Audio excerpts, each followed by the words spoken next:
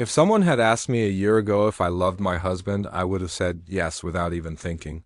If you asked me now what happened to that love, I'd have to admit, I destroyed it with my own hands. It all started on a Saturday night.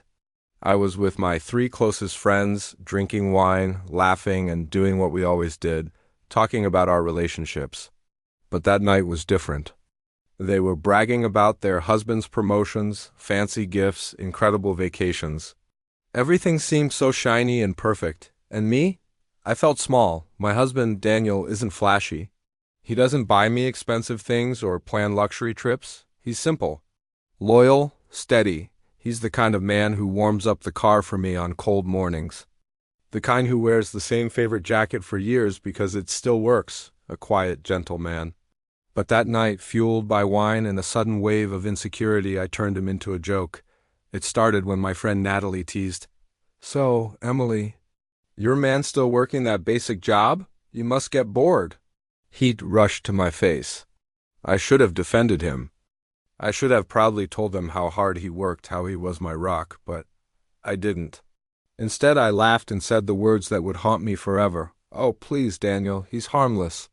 A soft little puppy. I practically run the whole marriage."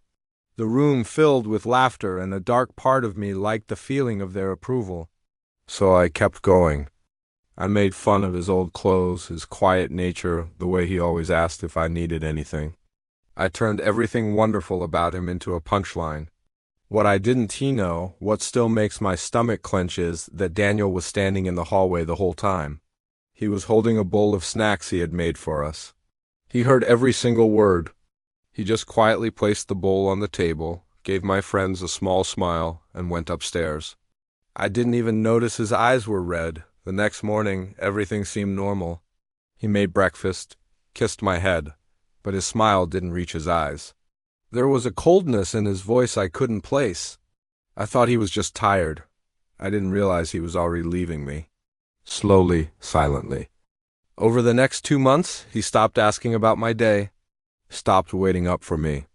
The little notes in my lunchbox disappeared. He never yelled, never complained. He just faded, like a warm light dimming until only a distant glow was left.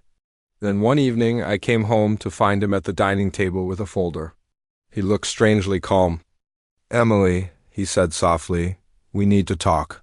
My heart plummeted. He slid the folder toward me. Inside were printed screenshots of text messages between me and my friends. Messages where I continued the jokes about him. Reading them made me feel sick. I looked up, tears already in my eyes. "Daniel, I didn't mean any of that." His face was unreadable.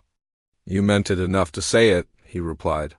"I was embarrassed," I choked out. "I just wanted to fit in." "By tearing me apart?" That one sentence broke me. He continued quietly. "Do you know how humiliating it is to find out the person you trust most uses you for laughs?" My voice cracked. "Daniel, please." "I'm so sorry. I love you." He nodded slowly, and for a split second I felt a flicker of hope. But then he said, "I love you too. But love isn't supposed to hurt like this. I can't stay married to someone who thinks so little of me." He slid another document across the table. Divorce papers. He'd already signed them. I completely fell apart. I begged, pleaded, and sobbed. But Daniel had already cried his tears long before that night. He wasn't angry, just heartbroken in the most permanent way. "There's nothing left to fix," he whispered. "You weren't proud of me, and that killed everything." He left that night with a single suitcase and never came back. The next few months were a blur of pain. Everywhere I looked, I saw a memory of him. His jacket by the door, the dent on his side of the bed. My friends tried to comfort me, but I couldn't stand to be around them.